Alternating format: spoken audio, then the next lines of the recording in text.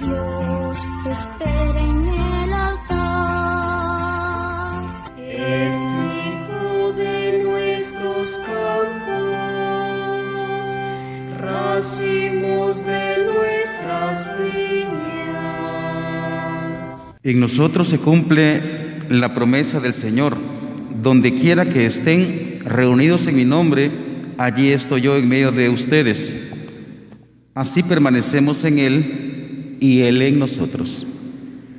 Lectura del libro de los Hechos de los Apóstoles.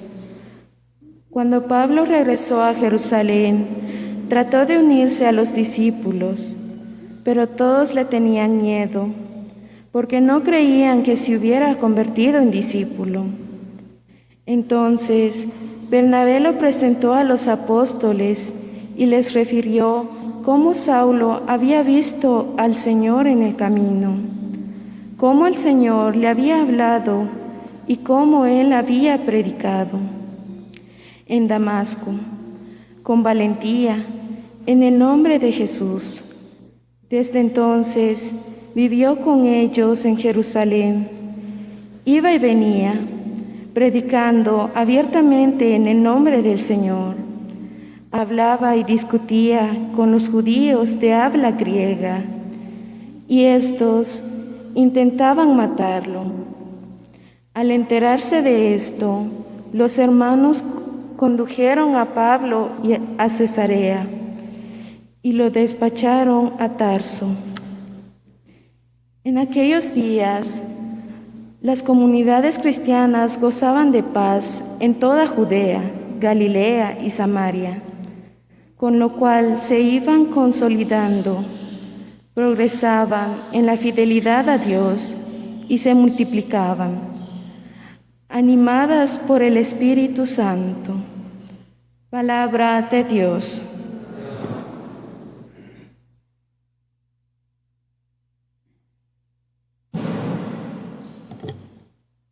El Señor es mi alabanza en la gran asamblea. El Señor es mi alabanza en la gran asamblea. Cumpliré mis votos delante de sus fieles. Los desvalidos comerán hasta saciarse. Alabarán al Señor los que lo buscan. Viva su corazón por siempre. El Señor es mi alabanza en la gran asamblea. Lo recordarán y volverán al Señor hasta de los confines del orbe. En su presencia se postrarán las familias de los pueblos. Ante él se postrarán las cenizas de la tumba. Ante él se inclinarán los que bajan al polvo. El Señor es mi alabanza en la gran asamblea. Me hará vivir para él, mi descendencia le servirá. Hablarán del Señor a la generación futura. Contarán su justicia al pueblo que ha de nacer. Todo lo que hizo el Señor. El Señor es mi alabanza en la gran asamblea.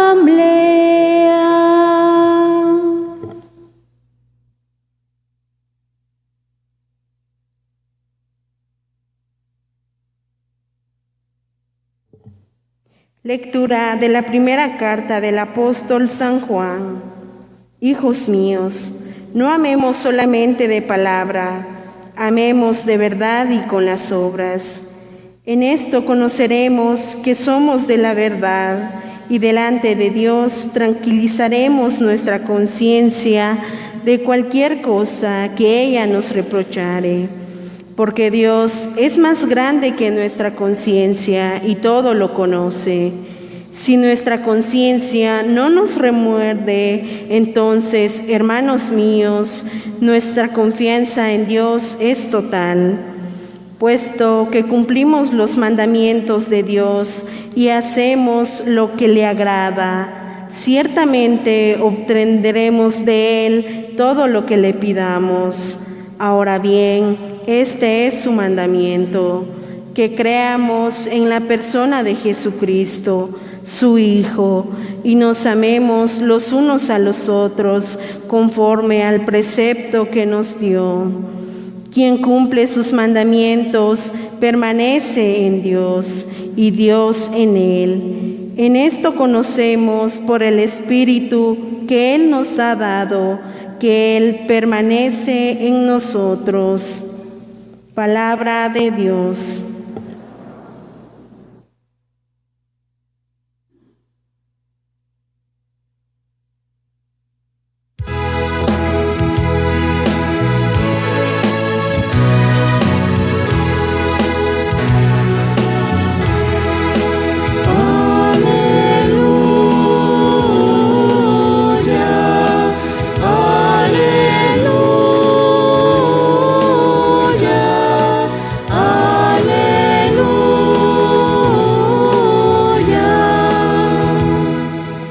Yo soy la vid verdadera y ustedes los sarmientos, dice el Señor.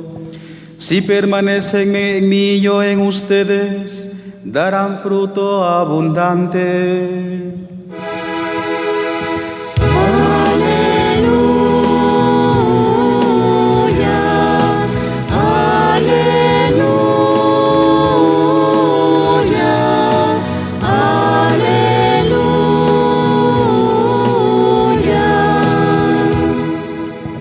El Señor esté con ustedes y con tu espíritu. Del Evangelio según San Juan. Gloria a ti, Señor.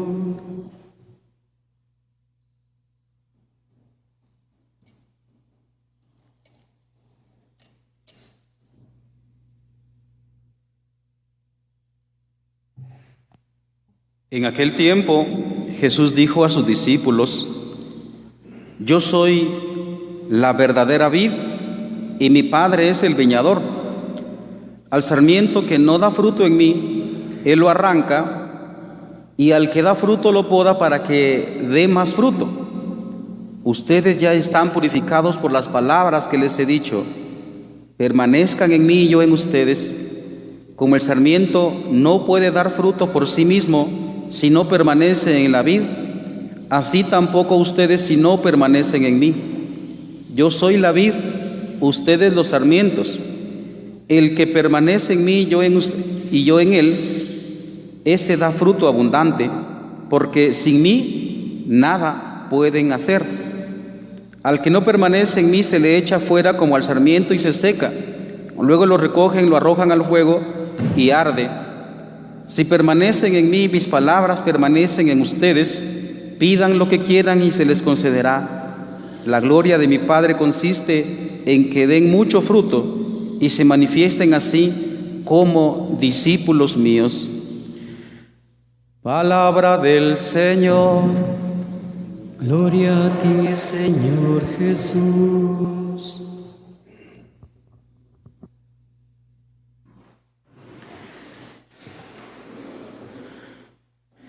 Mis hermanos, aún estamos celebrando la Pascua, por si no se recordaban.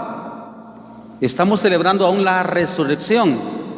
Vamos en la quinta semana. ¿Qué semana vamos? Quinta, me alegra que estén despiertos. Y fíjense que uno de los temas bellos de la Pascua, que es el tema que abunda la vida abundante. Por supuesto que todos los domingos del año son de celebración de la resurrección, pero especialmente en la Pascua. Especialmente en la Pascua, el tema, como ya dije, abundante es la vida. Es una explosión de vida. Espero que usted se sienta de esa manera, el corazón que le rebose de alegría, de paz, también en el Señor. No solo de paz, sino de paz en el Señor y de alegría en el Señor. Hagamos un resumen, hermanos, de estos días. Hemos transcurrido, como ya he dicho, 5 domingos. Empezamos hoy la 5ª semana. Veamos. El día de la resurrección, como también todos los días de la semana, era un eco de la vida, pero no de cualquier vida, sino de una vida que vence a la muerte. Cristo murió, resucitó, y en esa semana después, lo que llamábamos nosotros la semana de la octava de Pascua, es decir, de los días después de la Pascua, de la resurrección, entonces el Señor se aparecía a los discípulos, aparecía como el vencedor de la muerte. Oiga eso, el vencedor de la muerte. Segunda semana, segundo domingo, aparecía la entrevista que tuvo Nicodemo con Jesucristo. ¿Y cuál era el tema? El tema era la vida, renacer de nuevo del agua y del Espíritu en el bautismo. Y así, toda esa semana se hablaba precisamente de esa entrevista de Jesús con Nicodemo, o de Nicodemo con Jesús más bien, y cómo había que nacer de nuevo. Tercera semana, aparecía el tema también otra vez: yo soy el pan de la vida. El que no come mi carne y no bebe mi sangre no puede tener vida. Y toda esa semana otra vez, como el eco del domingo, se hablaba del pan de vida, ¿verdad? Pero ya no el pan que comieron los padres en el desierto o los israelitas en el desierto, sino que Cristo es el pan vivo bajado del cielo. Maravilla, ¿no es cierto? Y pues entonces ahora, el 4º domingo, que fue nuestro domingo pasado, se hablaba del buen pastor. Y el buen pastor decía: oiga, da la vida por sus ovejas, da la vida. Y entonces nos acercamos a este domingo en donde se nos habla ahora también de la vida, solo que bajo la figura, la semana pasada bajo la figura del buen pastor y las ovejas o el rebaño, y ahora bajo la figura de la vid, el sarmiento y el viñador. Y entonces, así como la rama, dice, traducido a nuestro idioma, ¿va? La rama que no está pegada al tallo, así como cuando se cae, entonces se seca. Si nosotros no estamos pegados con Cristo, entonces perdemos la savia. Oiga lo que dice el Salmo número 103. Dice: se llenan de savia los árboles del Señor. Ese salmo poético es muy bello, a mí me encanta leerlo. Bueno, hasta aquí entonces está como el resumen de todo lo que hemos visto en la Pascua. Muy bien, arranquemos entonces con nuestra homilía de hoy. Lo que acabamos de decir fue la introducción, ahora nuestra homilía. Como he dicho, la semana pasada se nos hablaba de la relación que tenemos nosotros con nuestro Dios, solo que bajo la figura de las ovejas y el buen pastor, el pastor. Así como las ovejitas dependen absolutamente de su pastor. Recordemos que aquí no hay pastores, sino que allá sí hay pastores, porque allá hay peligros, allá hay que caminar terrenos y unas caminadas impresionantes. Aquí no. Entonces la ovejita necesita de su pastor, ¿verdad?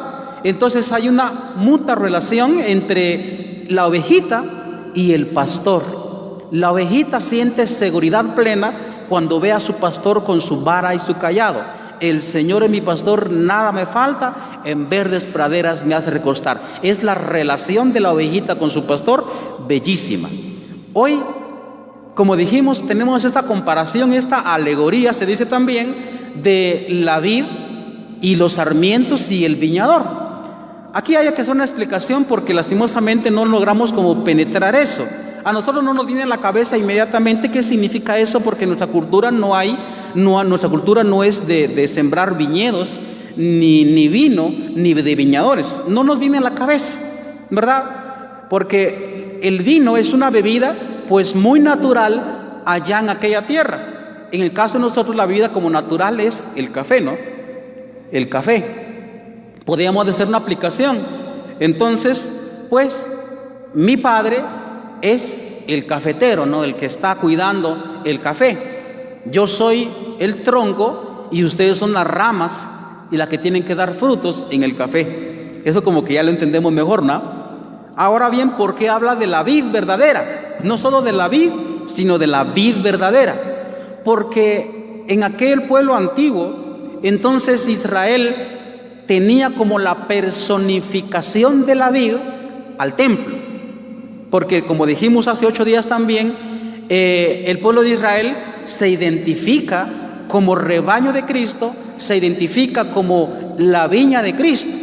Entonces tenían como una visión, como una identificación, que el templo es la personificación de la viña, del viñador. Y ellos evidentemente la viña. Entonces ahora Cristo dice: yo soy la vid verdadera. Bueno, todo esto es alegoría, también ejemplo para darnos un mensaje bastante sencillo, igual que hace 8 días, como decíamos anteriormente.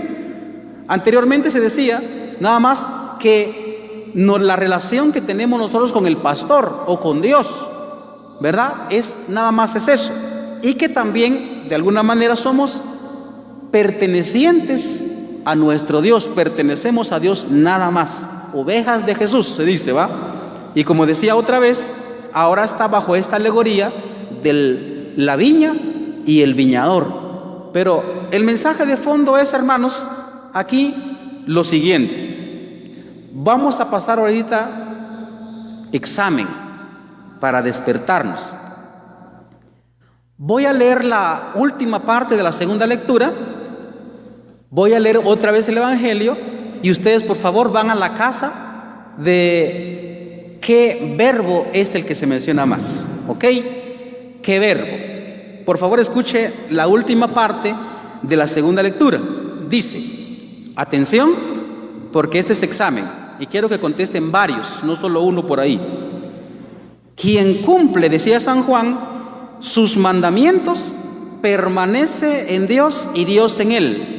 En esto conocemos por el Espíritu que Él nos ha dado, que Él permanece en nosotros, decía San Juan. Repitamos el Evangelio y por favor ponga atención otra vez, ¿qué verbo se menciona más? Dice, Jesús dijo a sus discípulos: yo soy la verdadera vid y mi Padre es el viñador. Al sarmiento que no da fruto en mí, Él lo arranca, y al que da fruto lo poda para que dé más fruto. Ustedes ya están purificados por las palabras que les he dicho. Permanezcan en mí y yo en ustedes. Como el sarmiento no puede dar fruto por sí mismo si no permanece en la vid, así tampoco ustedes si no permanecen en mí. Yo soy la vid, ustedes los sarmientos. El que permanece en mí y yo en él, ese da fruto abundante, porque sin mí nada pueden hacer. Al que no permanece en mí, se le echa fuera como al sarmiento y se seca. Luego lo recogen, lo arrojan al fuego y arde. Si permanecen en mí y mis palabras permanecen en ustedes, pidan lo que quieran y se les concederá. Hasta ahí. ¿Qué verbo aparece más? Un aplauso para ustedes. Tan despiertos. Permanecer. Por consiguiente, el mensaje es muy claro, ¿no? Permanecer en el Señor. Ahora bien, vamos a hacer una aclaración. Una cosa, hermanos, es la perseverancia, que también a veces aparece el tema en la Escritura. Una cosa es la perseverancia, otra cosa es el permanecer. ¿Cuál es la diferencia? La palabra perseverancia tiene que ver mucho con nuestra voluntad. con nuestra voluntad, ¿verdad? Por ejemplo, pues estoy enfermo de diabetes, me toca hacer una dieta rigurosa. Entonces yo tengo que disciplinarme y cada mañana tengo que hacer el esfuerzo de no comer carne, de lo que sea, de lo que me ha dicho el doctor que no tenga que comer. Entonces es un esfuerzo personal de mi voluntad para hacer lo que el doctor me pide, ¿verdad? Porque es para mi bien. Muy bien. Entonces ahí el énfasis está en la voluntad de uno. Ese es el permanecer. También, por ejemplo, en el matrimonio, ¿no? En el matrimonio perseverar, ¿acaso no implica un esfuerzo? Porque vea, cuando se es novio o novia, qué sabroso, ¿no? Porque ahí están enamorados los dos. Pero a medida que va pasando el tiempo, entonces se vuelve como tedioso, ¿no? Y ya el señor se volvió como regañoncito, como muy enojado él. Y la señora se volvió ya pues también muy regañona, ya no se arregla, no sé qué. Y entonces ya cuesta la perseverancia, porque aparecen como cosas malas, ¿no? Al menos lo que tildamos nosotros de malo. Y entonces hay que perseverar. Y eso cuesta, ¿ven? Es un esfuerzo de voluntad, especialmente cuando hay ya, por ejemplo, incluso ya hay violencia o hay vicios, lastimosamente en el matrimonio. Cuesta la perseverancia. Tiene que haber un esfuerzo mío. ¿Ven? Ahí está como la diferencia. Ahora bien, en el permanecer, ¿qué es? Hermanos, el permanecer es más natural. Vea, por ejemplo, si hacemos la aplicación a nuestra propia cultura, como dijimos, aquí no hay viñedos, aquí no hay tocón, aquí no hay viñedos, aquí no hay viñador, aquí hay agricultores, y hay café, y hay milpa, y hay frijol. Si hacemos la comparación, la matita de café, entonces la ramita que está pegado al tallo que va rectito para arriba, la ramita está haciendo un esfuerzo para permanecer en el tallo, ¿sí o no? ¿Aló? ¿Están vivos, no? Preguntemos otra vez.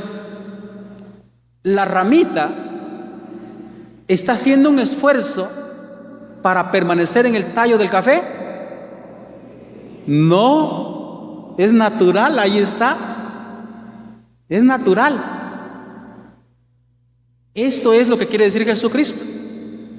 Acuérdense la segunda lectura de la semana pasada. Ahora somos hijos y aún no se ha manifestado lo que seremos al fin. Veamos a la criatura, el niño chiquito, el niño de pecho. Está haciendo un esfuerzo impresionante para estar en los brazos de la mamá. ¿Sí o no? No, es más, si se despega, se muere. Si lo arrancan al niño del pecho de la mamá, se muere. Hasta cuando uno ya es viejo, entonces uno ya quiere estar más en la calle, uno ya es más callejero, uno anda con la colita así, puro anda por fuera, ¿no? En fin, pero no, es con natural estar con la mamá, porque de la mamá recibimos leche, la vida biológica. Es natural, ese es permanecer. Ahora bien, hermanos, ¿por qué está hablando Cristo así de esta manera? ¿No les parece a ustedes muy raro? Y la razón, ¿saben por qué? Estamos casi al final ya del tiempo de Pascua, cuando litúrgicamente vamos a celebrar también la ascensión del Señor dentro de 15 días. Por consiguiente empezamos el discurso ya de despedida de Cristo. Por eso es que el tono está así como las últimas palabras de un difunto. Cristo muere, pero en el caso del litúrgico, porque va a ascender al cielo, se despide. Acuérdense, no sé si ustedes han tenido esa experiencia, yo por lo menos sí, he enterrado a mi señor padre, a mi señora madre y a un hermano mío. Cuando uno hace memoria de las últimas palabras de la persona que uno ama, en el caso mío, mi papá, mi mamá, mi hermano, uno tiene grabado esas palabras. Si tenemos la dicha de estar en el lecho de muerte de una persona cuando está despidiendo, hagamos de cuenta que es un papá. ¿Cuáles son las palabras del papá a los hijos? Mi hijo, por favor, ahí se cuidan. Ahí cuida a su mamá. Estén con ella. Ven, ahí está. Entonces nos está dando Jesús, hermanos, su testamento. pero un testamento de amor. Es un testamento. ¿Cuáles son los frutos que nos está pidiendo Cristo a la hora de permanecer en Él? ¿Cuáles son los frutos? Lo sacaba la segunda lectura. Yo le hago una pregunta, querido hermano y hermana. ¿Por qué les cuesta mucho permanecer en el matrimonio? ¿Por qué cuesta tanto hoy estar unidos? Por eso los jóvenes no se quieren casar. ¿Acaso no es cierto? Porque en el fondo hemos estado abandonando a Cristo. Porque ya tenemos un buen rato, si hablamos socialmente, filosóficamente, ideológicamente, culturalmente, tenemos un buen rato de pensamiento ateo y de comportamiento ateo. La sociedad, y eso hacen análisis algunos expertos en la iglesia de la sociedad actual. De hecho, esta semana justamente le escuché a un sacerdote decir: la humanidad ha abandonado a Dios, ha abandonado a Cristo. Por eso es que los matrimonios se rompen tan fácilmente. Oiga lo que dice Jesucristo: sin mí nada pueden hacer. Y esto es en serio. Aquí hay también un mensaje de juicio muy escondido en el fondo, sin embargo tenemos que decirlo. Dice, como al sarmiento, dice, al que no permanece en mí se le echa fuera, como al sarmiento, es decir, la rama, y se seca. Luego lo recogen y lo arrojan al fuego y arde. En el fondo hay un juicio. Pero permanecer en Cristo, hermanos, es lo más dulce que puede existir, así como acabo de poner el ejemplo del niño que permanece en el pecho de la madre, en el regazo de la madre. Dulce ese permanecer en el regazo de la madre. También es dulce permanecer en Jesucristo. Pero como nosotros a veces somos tan tercos de corazón, tan duros de corazón, uno viene a la iglesia nada más a cumplir un precepto. Qué pena, hermanos, decir tanta gente que ve por ahí a la iglesia como un montón de reglas, como un montón de normas, como un montón de leyes que cumplir, esto sí, esto no, que pereza con eso, qué aburrimiento es eso. ¿Cuál es el secreto, hermanos, de la permanencia en nuestro Dios? El amor. Como les acabo de poner el ejemplo. ¿Acaso es un esfuerzo del muchacho por ir a ver a la novia que lo está esperando en la puerta de la casa? ¿Qué va a hacer? Le miente a su patrón por ir a ver a la muchacha. Ay, ya lo voy a ver. Y la muchacha también dice: ay, ya va a venir mi novio hoy. Y está emocionada y se arregla y se pinta y se pone labios rojos y todo eso. No cuesta cuando hay amor, no cuesta. Yo tuve la dicha de participar hace ya bastantes años, en marzo del 98, tuve la dicha de participar en un retiro del movimiento de encuentros de promoción juvenil. Ahí se habla de un encuentro de uno con Dios, de un encuentro de uno con uno mismo, de un encuentro de uno con el otro. Pero se habla de un encuentro, de un encuentro. Esta semana también yo estuve atendiendo a una de mis compañeras del mismo grupo, que tuve que atender a su mamá porque está pasando ratos muy desagradables y muy complicados.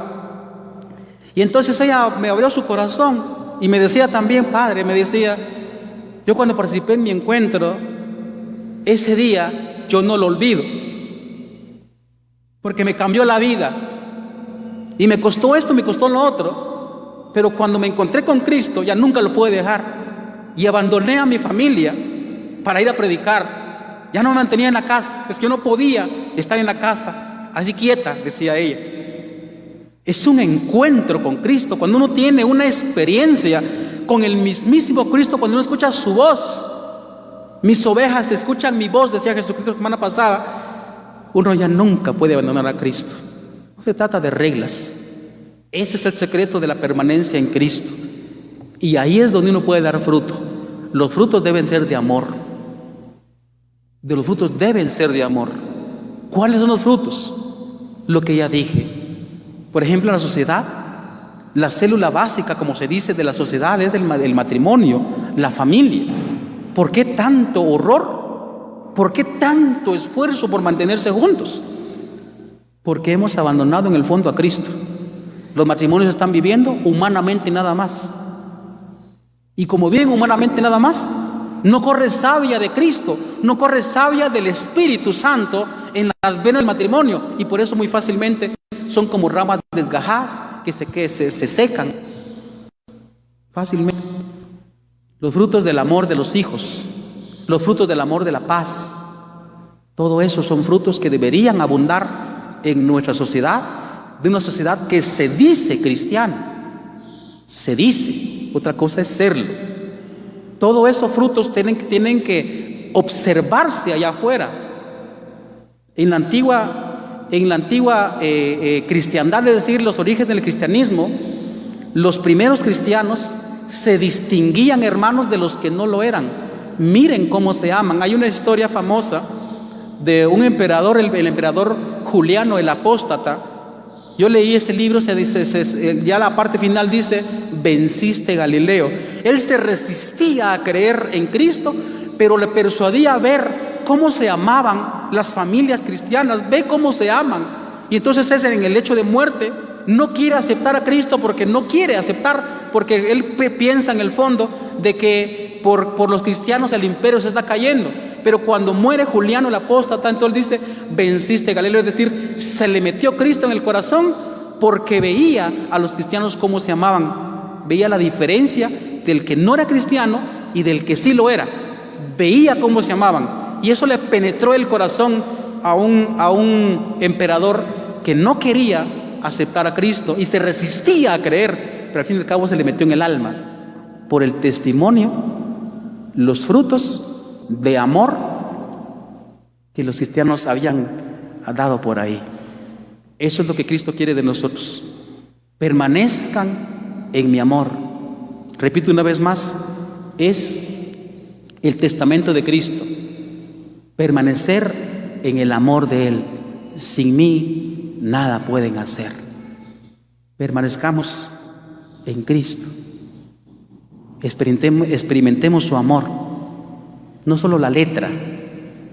Decía Santa Teresita del Niño Jesús, con eso termino, de que bastan los evangelios para tener una experiencia con Dios. Los evangelios no son el libro. Recuerden que el evangelio es Cristo mismo, es la palabra hecha carne.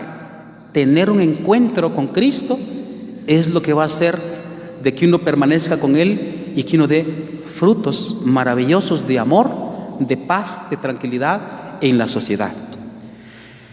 Amén.